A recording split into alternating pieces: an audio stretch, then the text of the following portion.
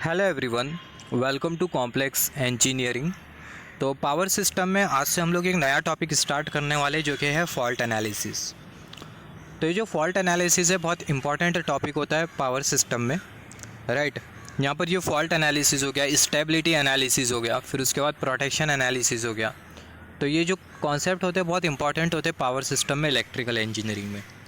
तो यहाँ पर ये फॉल्ट एनालिसिस स्टार्ट करने से पहला हमें सबसे पहला पता होना चाहिए एबनॉर्मल कंडीशन का मतलब क्या होता है और नॉर्मल कंडीशन का मतलब क्या होता है। एक सिंपल सा एग्जांपल मैं आपको देता हूँ। इससे पहला भी मैंने आपको एबनॉर्मल और नॉर्मल कंडीशन को समझाने के लिए एग्जांपल दिया था।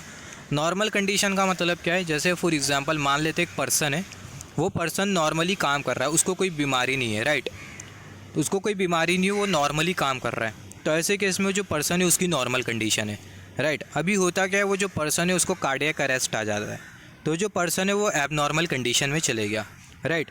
नॉर्मल कंडीशन वो कंडीशन होती है जिसमें सारे के सारे जो पैरामीटर्स होते हैं वो ठीक ठाक चल रहे होते हैं, राइट। जैसे कि अगर पावर सिस्टम में आप अगर नॉर्मल कंडीशन को कंसीडर करो तो नॉर्मल कंडीशन ऐसी कंडीशन होती है जिसमें आपका जो पावर सिस्टम है, पावर का जो फ्लो होगा वो बराबर में होगा, कोई ओवर वोल्टेज नहीं होगा, कोई ओवर करंट नहीं होगा। आपका जो पावर सिस्टम होगा बराबर से काम करेगा। जैसे फॉर एग्जांपल अगर कोई नॉर्मल पर्सन है तो जो नॉर्मल पर्सन है उसका blood pressure, cholesterol level, sugar level, right, वो सारे के सारे जो पैरामीटर हो गए कैसे हो गए, वो ठीक ठाक हो गए।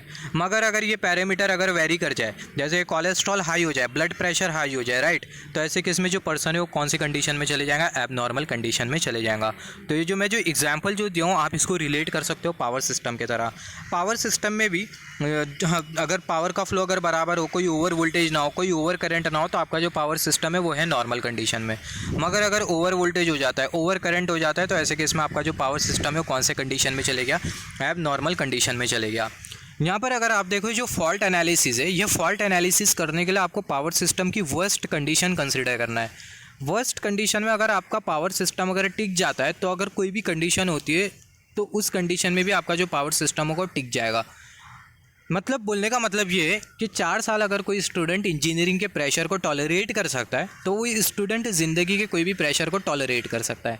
तो यही एग्जांपल से हम लोग रिलेट कर सकते हैं। पावर सिस्टम में हमें कंसिडर करना होता है वर्स्ट केस एनालिसिस। अगर आपका पावर सिस्टम 72 से 72 कंडीशन को अगर फेस कर सकता है, तो ऐसे केस में कोई ऐसी कंडीशन हो जो कि इतनी मतलब डेंजरस ना हो, तो उस कंडीशन में भी आपका जो पावर सिस्टम होगा टिक जाएगा। उस कंडीशन में भी आपका जो पावर सिस्टम होगा वो स्टेबल रह जाएगा। तो पावर सिस्टम फॉल्ट एनालिसिस हो गया, प्रोटेक्शन एनालिसिस हो गया, स्टेबिलिटी एनालिसिस हो गया। तो इन एनालिसिस में आपको कंसिडर करना होता है पावर सिस्टम की वर्स्ट कंडीशन, राइट। तो यहाँ पर जैसे कि हमने डिस्कस किया नॉर्मल कंडीशन और एबनॉर्मल कंडीशन।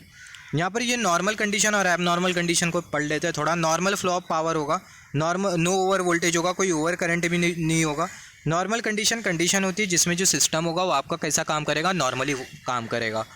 मगर ये एबनॉर्मल कंडीशन क्या होती है, एबनॉर्मल कंडीशन में आपको ओवर वोल्टेज मिलेगा। ओवर वोल्टेज क्यों हो सकता है, ओवर वोल्टेज लाइटनिंग के वजह से हो सकता है। लाइटनिंग स्ट्राइक के वजह से आपके ट्रांसमिशन लाइन का जो वोल्टेज है वो हाई हो सकता है। ओवर करंट हो सकता है, शॉर्ट सर्किट हो सकता है, लाइन में अगर शॉर्ट सर्किट हो गया। तो ये कुछ रीज़न होते हैं जिसकी वजह से आपका जो सिस्टम है वो एबनॉर्मल कंडीशन में चले जा सकता है।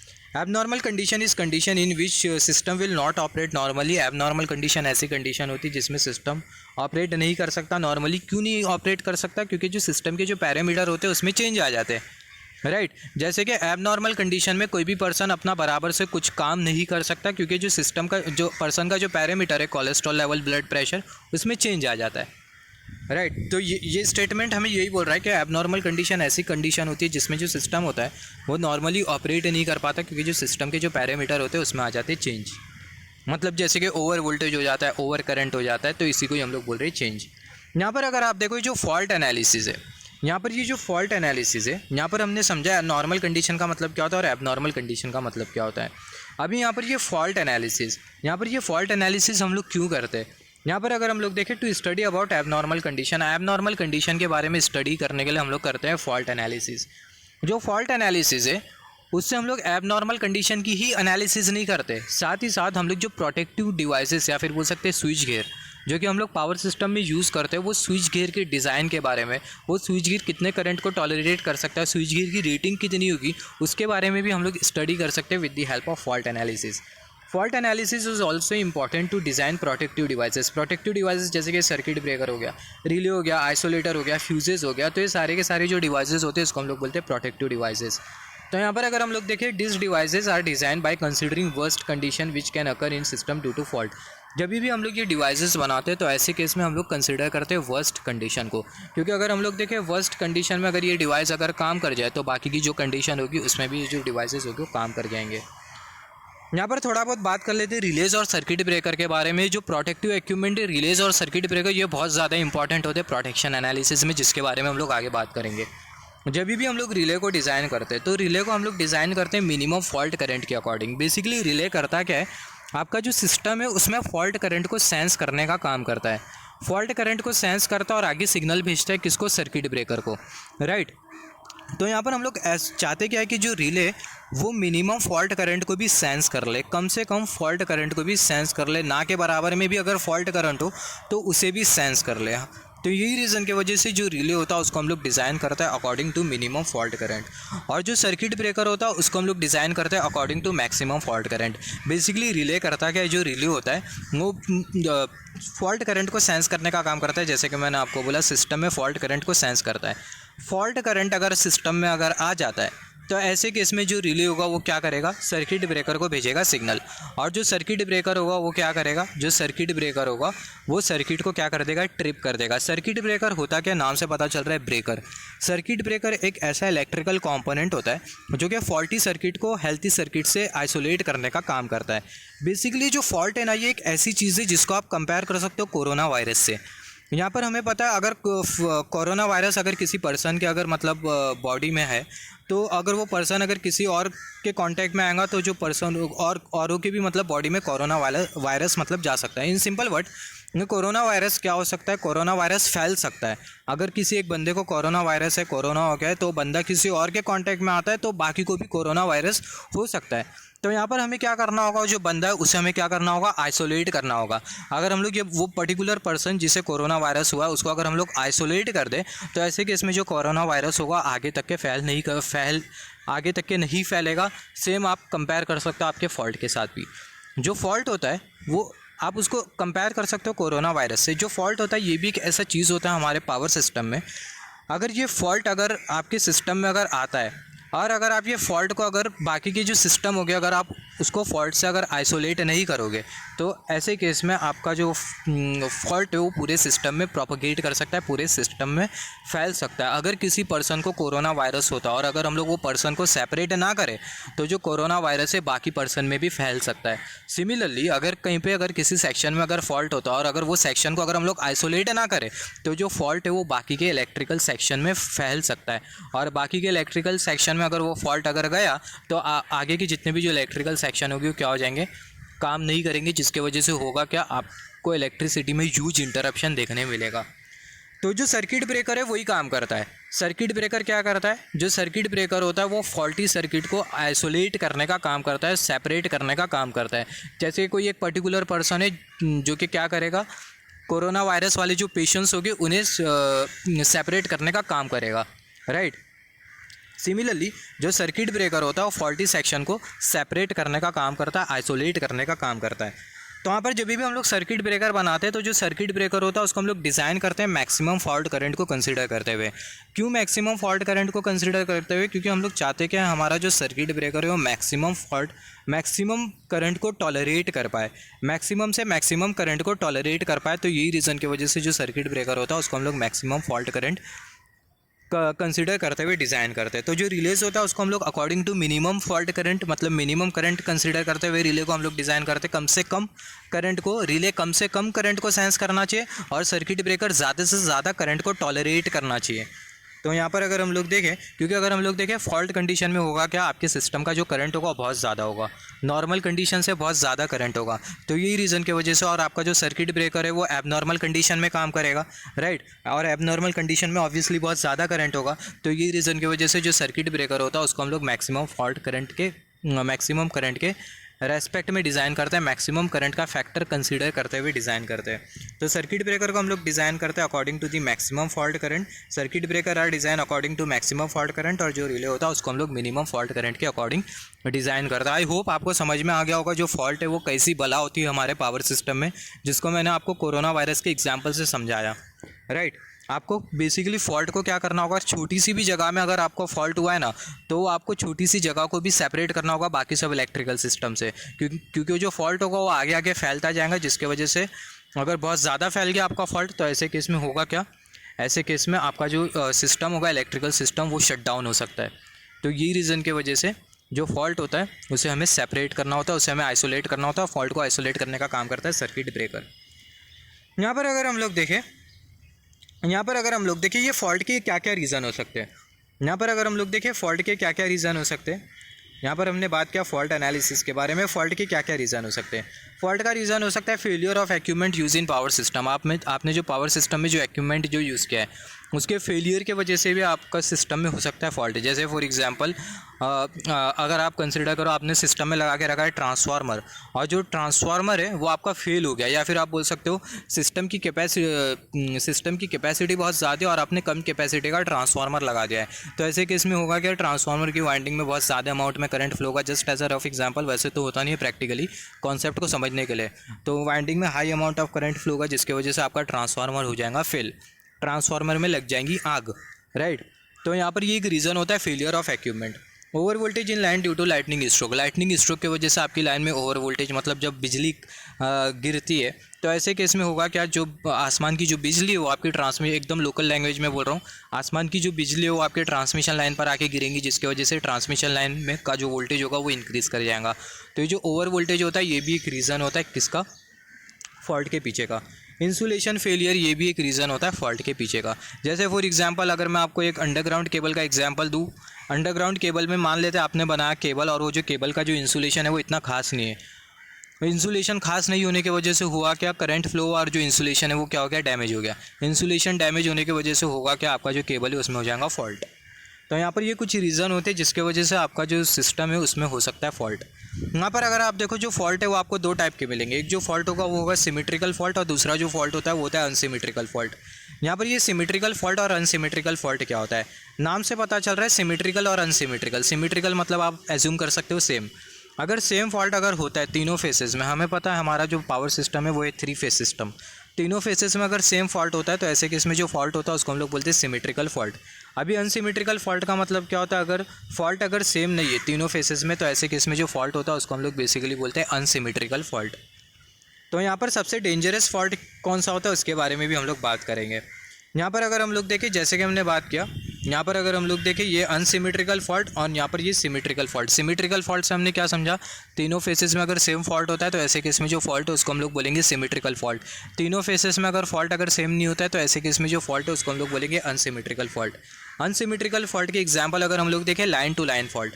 अभी ये लाइन टू लाइन फॉल्ट क्या होता है, फॉर एग्जांपल मान लेते ट्रांसमिशन कंडक्टर है, दो ट्रांसमिशन कंडक्टर है, दो ट्रांसमिशन कंडक्टर अगर एक दूसरे के कांटेक्ट में आ जाते हैं तो ऐसे केस में जो फॉल्ट जो बनता है उसको हम लोग बोलते हैं लाइन टू लाइन फॉल्ट। अभी ये दो ट्रांसमिशन कंडक्टर एक दूसरे के कांटेक्ट में कैसे आ सकते हैं, अगर ट्रांसमिशन कंडक्टर के ऊपर अगर एक कोई लकड़ी वकड़ी गिर जाए, जिसके वजह से होगा क्या, अगर एक लकड़ी का अगर एक पीस गिर जाए तो ऐसे केस में होगा क्या, दोनों जो कंडक्टर होंगे वो एक दूसरे के कांटेक्ट में आ जाएंगे, राइट। या फिर सिंपल वर्ड में अगर दो लाइन अगर एक दूसरे के कांटेक्ट में आ जाती है तो ऐसे केस में होगा क्या, जो फॉल्ट जो बनेगा उसको हम लोग बोलेंगे line to line fault. Line to ground fault, नाम से पता चल रहा है ट्रांसमिशन लाइन का जो वायर है वो टूटा और ग्राउंड पे आके गिरा, तो जो फॉल्ट जो बनेगा वो होगा line to ground fault. Double line to ground fault, दो लाइन एक दूसरे के कांटेक्ट में आई, फिर उसके बाद दोनों जो लाइन है वो नीचे भी गिर गई, तो यहाँ पर ये जो फॉल्ट है उसको हम लोग बोलते हैं double line to ground fault. तो यहाँ पर ये जो फॉल्ट है इसको हम लोग बेसिकली बोलते हैं अनसिमेट्रिकल फॉल्ट। यहाँ पर अगर हम लोग देखें, यहाँ पर सबसे डेंजरस फॉल्ट कौन सा होता है उसके बारे में भी हम लोग बात करेंगे। यहाँ पर अगर हम लोग देखिए, जो लाइन टू ग्राउंड फॉल्ट आपको जो दिखाई दे रहा है LG फॉल्ट, ये सबसे ज़्यादा सीवियर फॉल्ट होता है। Line to ground fault is severe at generator terminal. ये लाइन टू ग्राउंड फॉल्ट अगर जनरेटर के टर्मिनल पर अगर हो गया तो ऐसे केस में बहुत बड़ी प्रॉब्लम क्रिएट हो सकती है। तो जो लाइन टू ग्राउंड फॉल्ट होता है ये सबसे ज़्यादा डेंजरस होता है। ये जो लाइन टू ग्राउंड फॉल्ट होता है ये सबसे ज़्यादा डेंजरस होता है जनरेटर टर्मिनल के अक्रॉस। तो यहाँ पर अगर हम लोग देखें, यहाँ पर हमने बात किया अनसिमेट्रिकल फॉल्ट के बारे में। यहाँ पर अगर हम लोग देखें इसको हम लोग अनसिमेट्रिकल फॉल्ट क्यों बोल रहे हैं, फिर से मैं बता देता हूँ, क्योंकि जो फॉल्ट है वो तीनों लाइन में सेम अकर नहीं हुआ है, राइट। अगर तीनों लाइन में अगर सेम फॉल्ट अगर होता है तो ऐसे केस में जो फॉल्ट होता है उसको हम लोग बोलते हैं सिमेट्रिकल फॉल्ट, जिसके बारे में हम लोग बात करेंगे। और जैसे कि हमने बात किया, ये जो LG फॉल्ट होता है वो बहुत डेंजरस होता है जनरेटर टर्मिनल पर। अभी हम लोग बात कर लेते हैं अनसिमेट्रिकल फॉल्ट के बारे में। यहाँ पर ये जो हमने जो फॉल्ट जो पढ़ाई ये है शंट टाइप फॉल्ट, और यहाँ पर भी हम लोग जो फॉल्ट जो पढ़ रहे हैं वो है shunt type fault. Shunt type fault में अनसिमेट्रिकल और सिमेट्रिकल दोनों फॉल्ट आते हैं। अभी बात कर लेते हैं सिमेट्रिकल फॉल्ट। ये जो सिमेट्रिकल फॉल्ट होते हैं वो ऐसे फॉल्ट होते हैं, अगर आपकी तीनों लाइन कंडक्टर में अगर सेम फॉल्ट हो जाए तो ऐसे केस में जो फॉल्ट जो बनेगा उसको हम लोग बोलेंगे सिमेट्रिकल फॉल्ट। तो यहाँ पर अगर हम लोग देखें, जैसे for example triple L fault, अगर तीनों लाइन में अगर फॉल्ट हो जाता है तो ऐसे केस में जो फॉल्ट होगा वो होगा ट्रिपल एल फॉल्ट, जिसको हम लोग बोल सकते हैं 3 फेज फॉल्ट। सिमिलरली तो ट्रिपल एल जी फॉल्ट में क्या होगा, तीनों जो लाइन होगी वो एक दूसरे के कांटेक्ट में आएंगी और तीनों जो लाइन होगी वो ग्राउंड पर गिर जाएंगी, तो ऐसे केस में जो फॉल्ट जो बनेगा उसको हम लोग बोलेंगे ट्रिपल एल जी फॉल्ट। तो यहाँ पर अगर हम लोग देखें, जो फॉल्ट हमने जो पढ़ा है इसको हम लोग बेसिकली बोलते हैं symmetrical fault. Symmetrical fault because in this fault 3 faces remain faulty, तीनों जो फेसेस होगी वो फॉल्टी रहेगी। यहाँ पर अगर हम लोग देखें, जो ट्रिपल एल जी फॉल्ट होता है ये बहुत ज़्यादा डेंजरस होता है, क्योंकि अगर आप देखो तीनों फेसेस एक दूसरे के कांटेक्ट में आए और तीनों फेसेस ग्राउंड पे गिर गई, तो यही रीज़न की वजह से जो ट्रिपल एल जी फॉल्ट होता है इसको हम लोग ज़्यादा डेंजरस एज्यूम करते हैं। यहाँ पर अगर हम लोग देखें, symmetrical fault is very dangerous. अगर हम लोग देखें सिमेट्रिकल फॉल्ट और ये अनसिमेट्रिकल फॉल्ट, दोनों में से कौन सा ज़्यादा डेंजरस होता है, यहाँ से हमें क्वेश्चन आ सकता है। सिमेट्रिकल फॉल्ट है और अनसिमेट्रिकल फॉल्ट है, दोनों में से कौन सा ज़्यादा डेंजरस होगा। तो यहाँ पर अगर हम लोग देखें, symmetrical fault is very dangerous than unsymmetrical fault, और ये जो सिमेट्रिकल फॉल्ट होता है बहुत कम होता है। यहाँ पर अगर हम लोग देखें, कॉमन सेंस से भी हम लोग समझ सकते हैं, तीनों लाइन एक दूसरे के कॉन्टैक्ट में आई और ग्राउंड पर गिरी। तो यहाँ पर अगर हम लोग देखें, ये ट्रिपल एल जी फॉल्ट में तीनों लाइन एक दूसरे के कांटेक्ट में आ रही है, बाकी के जितने भी जो फॉल्ट है उसमें कोई 2 लाइन एक दूसरे के कांटेक्ट में आ रही है, किसी में 1 लाइन और एक ग्राउंड एक दूसरे के कांटेक्ट में आ रहे हैं। मगर ये फॉल्ट ऐसा है कि इसमें तीनों लाइन एक दूसरे के कांटेक्ट में आ रही है फिर ग्राउंड पे जाके गिर रही है, तो ये वाला जो फॉल्ट है वो थोड़ा डेंजरस फॉल्ट होता है। और ये जो फॉल्ट है ये कौन सा फॉल्ट है, ये है सिमेट्रिकल फॉल्ट। तो जो सिमेट्रिकल फॉल्ट होता है वो ज़्यादा डेंजरस होता है in comparison with the unsymmetrical fault, और ये जो फॉल्ट होता है वो रेयर होता है। मगर यहाँ पर अगर हम लोग देखें, except line to ground fault which is more severe, सबसे ज़्यादा भयंकर या फिर सबसे ज़्यादा खतरनाक जो फॉल्ट होता है, सबसे ज़्यादा खतरनाक वो होता है लाइन टू ग्राउंड फॉल्ट। अगर ये जनरेटर के टर्मिनल के अक्रॉस अगर एलजी फॉल्ट हुआ तो ये बहुत ज़्यादा प्रॉब्लम क्रिएट कर देगा हमारे पावर सिस्टम के लिए। फिर उसके बाद दूसरा जो फॉल्ट होता है जो कि डेंजरस होता है वो होता है ट्रिपल एलजी फॉल्ट, और ये थोड़ा रेयर होता है। यहाँ पर अगर हम लोग देखें, फॉल्ट एनालिसिस के टाइम हमें कुछ फैक्टर्स कंसीडर करना होता है, तो फैक्टर्स के बारे में हम लोग बात कर लेते हैं।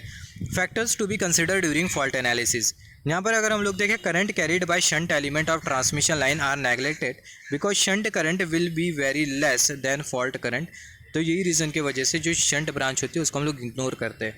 इसके बारे में हमने बहुत बार डिस्कशन किया है कि फॉल्ट एनालिसिस के टाइम जो शंट वाली जो ब्रांच होगी उसे आपको क्या करना होगा, आपको उसे इग्नोर करना होगा। शंट वाली ब्रांच को हम लोग क्यों इग्नोर करते हैं फॉल्ट एनालिसिस के टाइम, क्योंकि जो शंट वाली जो ब्रांच है उसमें नेग्लिजिबल करंट फ्लो होता है in comparison with the fault current.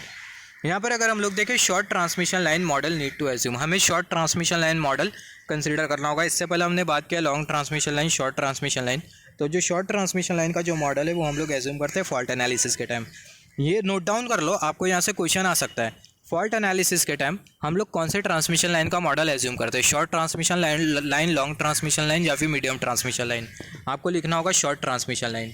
Generator is represented at constant voltage source behind सब ट्रांजिएंट रिएक्टेंस। जो जनरेटर होता है उसको हम लोग कांस्टेंट वोल्टेज सोर्स के तौर पर शो करते हैं सब ट्रांजिएंट रिएक्टेंस के पहला।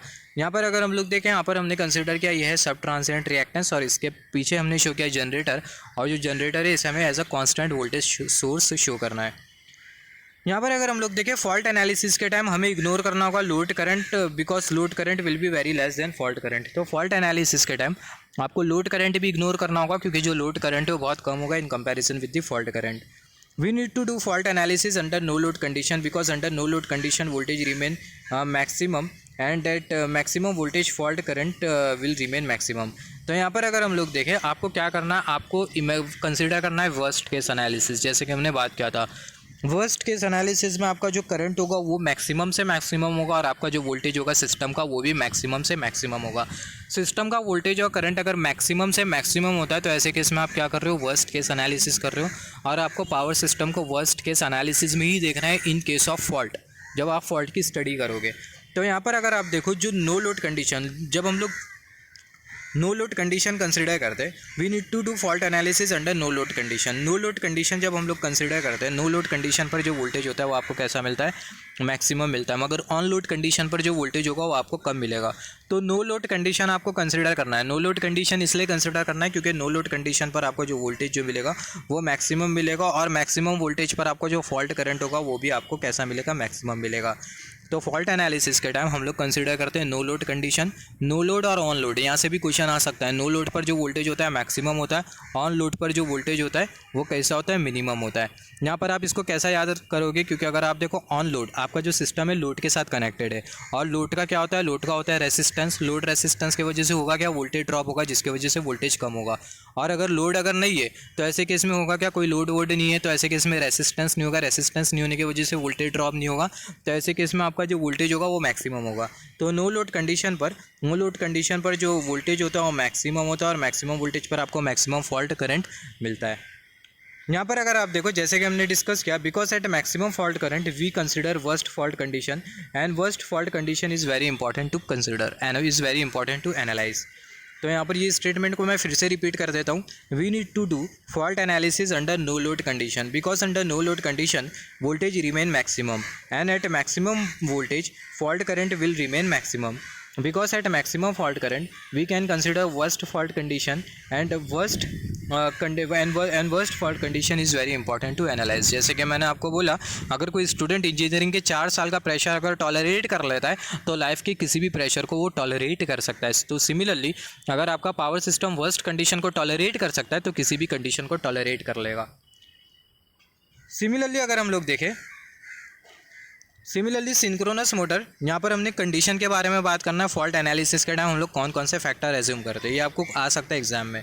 Synchronous motor can not be ignore during fault analysis. जो सिंक्रोनस मोटर है आप उसको इग्नोर नहीं कर सकते हो फॉल्ट एनालिसिस के टाइम, क्योंकि होता क्या है, फॉल्ट के टाइम आपकी जो सिंक्रोनस मोटर होती है वो सिंक्रोनस जनरेटर के तौर पर काम करती है और पावर को डिलीवर करने लगती है।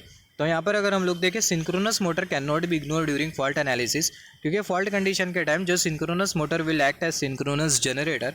जो सिंक्रोनस मोटर होगी वो सिंक्रोनस जनरेटर के तौर पर काम करेंगे due to its kinetic energy of shaft. When synchronous motor act as synchronous generator then it will deliver current to fault due to which analyzing maximum fault current will become difficult। तो जैसे कि हमने discuss किया, जो synchronous motor होगी आपको सिर्फ इतना याद रखना है कि जो सिंक्रोनस मोटर है आप इसको इग्नोर नहीं कर सकते हो फॉल्ट एनालिसिस के टाइम, क्योंकि सिंक्रोनस मोटर फॉल्ट के टाइम सिंक्रोनस जनरेटर के तौर पर काम करेंगी और सिस्टम में करंट डिलीवर करेंगी, जिसके वजह से होगा क्या, फॉल्ट का करंट, और ये सिंक्रोनस मोटर भी करंट डिलीवर कर रही है तो आपको मैक्सिमम करंट मिलेगा और मैक्सिमम करंट पर आपकी जो एनालिसिस होगी वो होगी वर्स्ट केस एनालिसिस। जैसे कि हमने बात किया, मैक्सिमम करंट और मैक्सिमम वोल्टेज आप जितना ज़्यादा कंसिडर करते जा रहे हो तो इसका मतलब आप सिस्टम के वर्स्ट कंडीशन को कंसिडर करते जा रहे हो। सिमिलरली अगर हम लोग देखें next point, we need to ignore speed variation of alternator to reduce circuit complexity. Alternator में जो स्पीड वेरिएशन है उसे भी आपको क्या करना होगा, इग्नोर करना होगा, ताकि जो सर्किटल कॉम्प्लेक्सिटी उसको हम लोग रिड्यूस कर पाए, क्योंकि अलग अलग स्पीड वेरिएशन के लिए आपको अलग अलग सर्किट बनानी होगी, जिसके वजह से ओवरऑल जो सर्किटल कॉम्प्लेक्सिटी होगी वो थोड़ी इंक्रीज कर जाएंगी। तो यहाँ पर हमने बात किया फॉल्ट के बारे में, इंट्रोडक्शन टू फॉल्ट एनालिसिस के बारे में हमने बात किया, कौन कौन से फॉल्ट होते हैं उसके बारे में हमने बात किया, फॉल्ट क्या चीज़ है उसके बारे में भी हमने बात किया। हमने ये भी देखा कि जो फॉल्ट है वो फैलना नहीं चाहिए, अगर फॉल्ट अगर फैलते जाता है तो ऐसे केस में आपका जो सिस्टम होगा वो अनस्टेबल हो जाएंगे, इलेक्ट्रिसिटी में बहुत बड़ा आपको इंटरप्शन मिलेगा। तो नेक्स्ट कॉन्सेप्ट में हम लोग बात करेंगे सिमेट्रिकल फॉल्ट एनालिसिस के बारे में, फिर उसके बाद बात करेंगे अनसिमेट्रिकल फॉल्ट एनालिसिस के बारे में।